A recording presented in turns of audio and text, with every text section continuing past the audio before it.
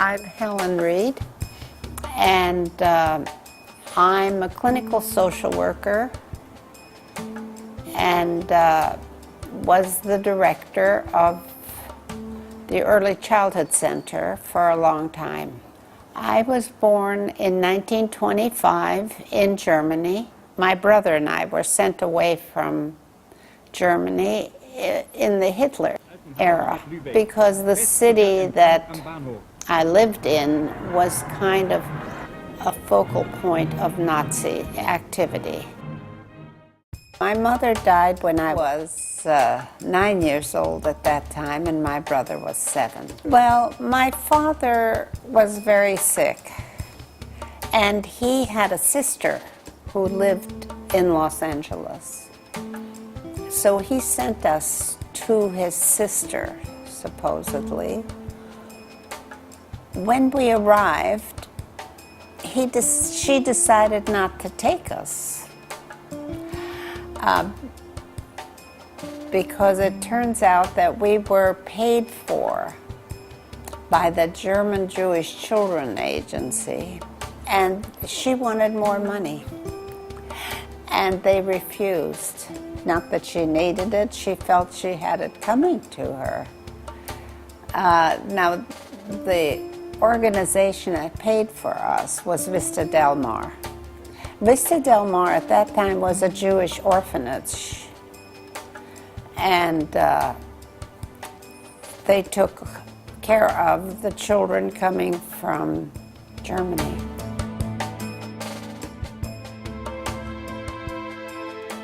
Well, I think leaving my father was a very major thing.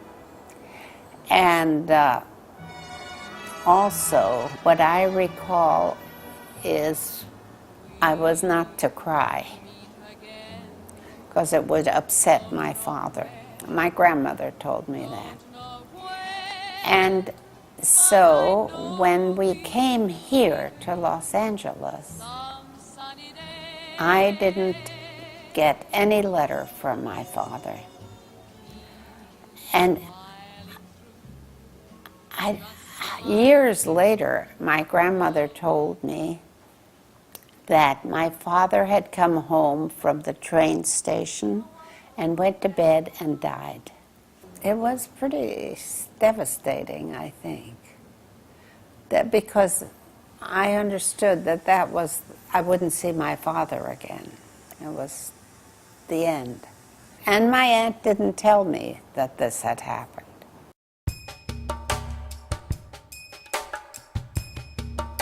We did get adopted, and it was not very long. Got adopted by a family who lived up near Lake Arrowhead. At that time, I was 12, he was 10. They had a restaurant between Crestline and Lake Arrowhead on the highway. And I was the waitress designated, and my brother ran the gas station. And we were visited by a social worker, Mrs. Muchnick. I remember her name. I think that's the first time I heard of a social worker, yes. I think she was an influence on me.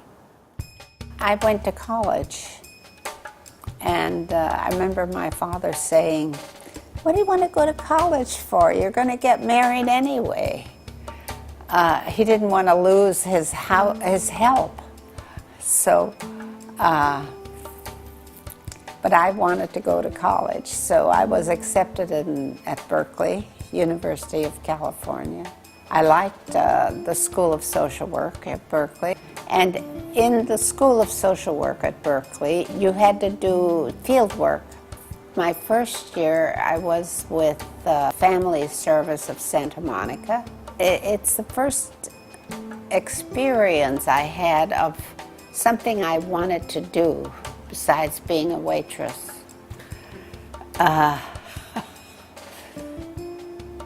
And it was very interesting. I first graduated from social work school, and I had heard of Cedars Sinai I had a friend who worked at Cedars, and she told me about the preschool, the school for emotionally disturbed, disabled children. And so that's why I applied. In fact, it's the only job I ever applied for. And I got it. My first job was being the social worker in the Cheerful Helpers preschool and interviewing the parents of the children and taking a history. I loved being there, and it really was a wonderful job in the preschool. And also the Thalians Mental Health Center. I think I was part-time in both, but mostly saw children and their parents. The thing that it connected with was my childhood of being a child and not being told what was happening. And that's the thing that could be rectified in these sessions with the parents of the children in the preschool. When one looks back on their life, I can't think of anything that would be of more value, more rich, or more fulfilling than if you knew that you had a part in impacting other people's lives in a very, very positive way. I was forever grateful to be able to learn how to be a good parent. I don't think that I had the greatest role models, and to learn what I learned, not only from Helen and Saul, but from all of the women that worked there, all of the guidance, all of the teaching, all of the training, all of the advice, and the hands-on experience with the babies there was the biggest gift I've ever been given. I think she is a model for me. I think she has the commitment to people and to children and parents that is very, very deep and giving and effective. I think that there's a sense of caring, that there's a sense of camaraderie, that there's a sense of sharing, and there's a sense of honesty and integrity. She was one of the people early in my career that looked at the twinkle in my eye and said, Janice, you can do this. And not only could you do it, but I want to do it with you. You felt that she cared. It was her tone. It was her staying right with it. It was not a casual. I mean, her commitment was astounding. We were all there because it was a great place to learn, to practice your craft, and to be with other terrific people, particularly Helen. We did many innovative things. We put in a lot of hours, many more than I was paid for, and I was glad to do it because the expertise I gained by being in that program has been invaluable for me in my continuing private practice. She may be a senior person, but she's very young, forward-thinking, and she has the gift of being able to look ahead and foresee where the field is going to change, what's coming, and to adapt with flexibility.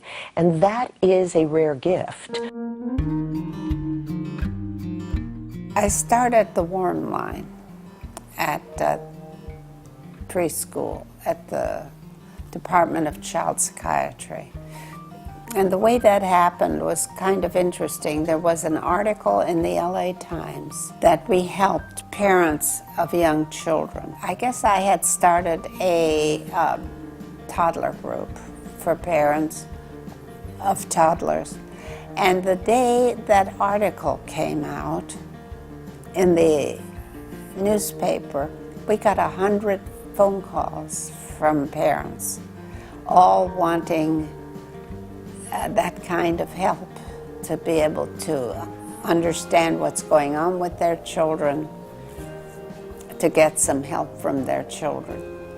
So the first day was 100 calls. The next day we had 50 calls, and it was overwhelming. And at that time, I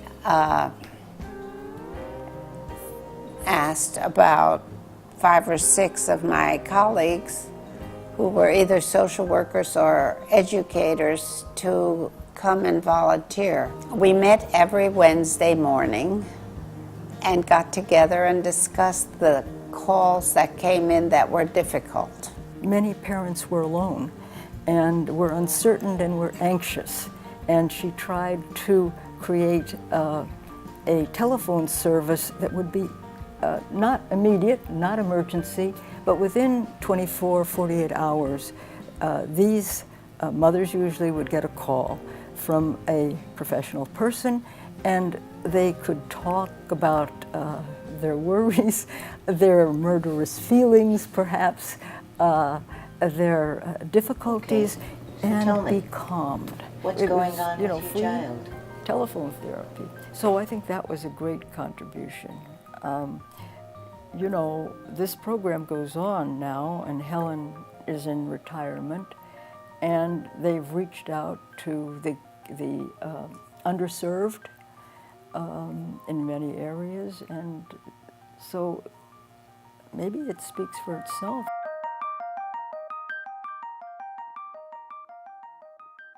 She began to see you could do a lot on the telephone for families and really help people early on before their kids would need a therapeutic preschool. And if you think about that, that's an incredibly innovative, forward-thinking idea.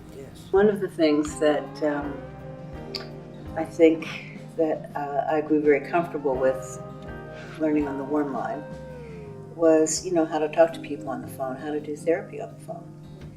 And I continued that throughout my career. And I don't think I ever would have learned how to do that, you know, without the benefit of the warm line training. She'd kind of sleuth through the questions on the warm line, 8.5 by 11 sheet of paper with questions, and you could formulate. And as what Myrna said is so right on, something I use too, that you learn to intuit what wasn't being said.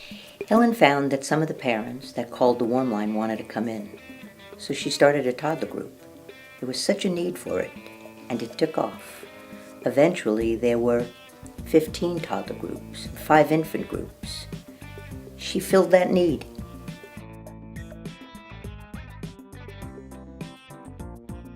When I first met Helen, it was a professional relationship. She's the one that would come to the nursery school. She's the one that would look in through the one-way mirror. I mean, it was her passion, quiet, understated, but totally involved, was striking. I don't think that people were looking at children and mothers the way she was. She was looking at both that ability to understand where the mother was coming from, as well as the children's needs. Now, you had to be able to balance both of them. The pediatricians were not a help, and she was adamant that we had to have something. It wasn't just a passing idea. It was, yeah, let's make it happen. We could do this. And then she would have training programs, and then eventually, of course, as you know, there were tapes and a whole program. I interviewed Helen, and it was one of the only programs that really looked at a philosophy of bonding with mothers and children and used the wonderful research done by Selma Freiberg, Winnicott, Dr. Daniel Stern, and really worked on the relationship between the mother and child. And I would say Helen had the gift of being able to take these theories and translate them so that they were used by wonderful volunteer professionals, and also parents could understand why their baby might not be toilet trained, why their baby might be up all night, why there was constant crying. I think she did that through modeling, and all of the professional staff would do that. She did that by allowing parents to be able to talk about what was working, what wasn't, and in a sense, in a way, brainstorming with them and letting them come to their own understanding. And the most important and beautiful thing that I think all of the program did, that Helen created and all the staff, there was no judgment. I want to talk about her capacity to relate to people, to engage people, how she got a core of volunteers to hang in. And I think that it had to do with her passion about what she was doing and her recognition of how important early childhood intervention can be. I think it was an inner mission of hers to serve small children. What brought me to ECC was the opportunity to learn and practice all in the same environment. So as a volunteer intern, I got to learn all the theory, and it was also a position of being helpful, both to other people and to children. Helen's magic was based on a very engaging, sweet way of drawing you in to work for her. But there was an iron will. She got things done in that hospital in terms of use of space, maintenance, people helping. I can't really explain it, but we had very little money in the program, and we got a lot done. It was a pioneering program for that time. I know in this day and age, in 2013, it's been duplicated over and over and over again. But wherever I went in the 70s and 80s, people had heard of us. If I said I'm from Helen Reid's program, Early Childhood, oh yes, we know all about that. We want to talk to you. We want to know what you're doing. I remember the PIPS meetings. They would be 2-hour meetings, and no one was ever restless. We all were like in rapt attention.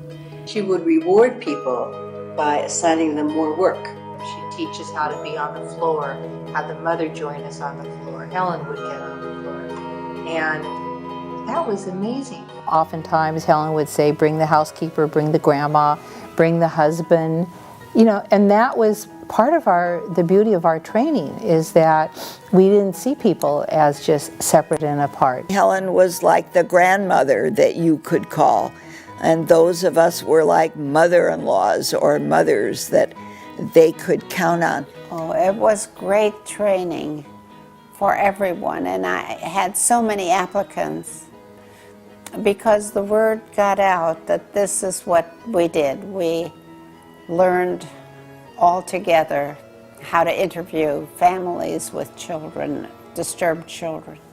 I think was Saul's contribution of interviewing the families, and the rest of us sat behind a one-way mirror and watched the interview and learned a lot. And then after the interview was over, we would all get together with Saul and talk about the family. I would say that everyone who got involved, even the volunteers, were very passionate about this program. I remember lots of people tried to bribe the staff to take their children in, but we only had so many places.